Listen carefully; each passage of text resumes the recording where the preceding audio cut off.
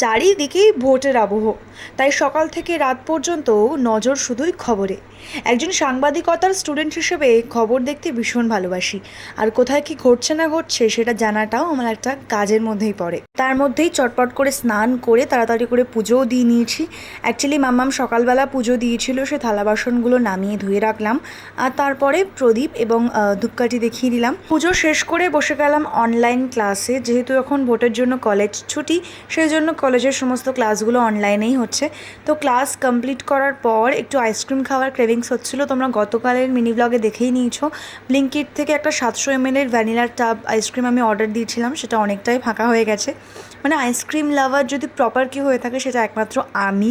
Ice cream খাওয়ার পর আমি গেছিলাম ছাদে। আজকের ওয়েদারটা মারাত্মক ছিল, আর চারিদিকে এমনিতেও ভোটের জন্য হাওয়া প্রচণ্ড গরম।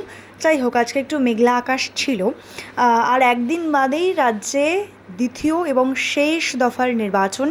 তো ভীষণ আমি এক্সাইটেড, যেহেতু আমি নতুন ভোটার এবছর।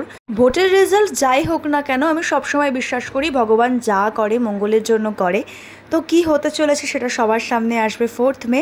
তো আজকের এই ভিডিওটা আমি এখানে শেষ করছি। যদি তোমাদের ভিডিওটা ভালো লেগে থাকে অবশ্যই লাইক আর সাবস্ক্রাইব করতে একেবারেই ভুলো না।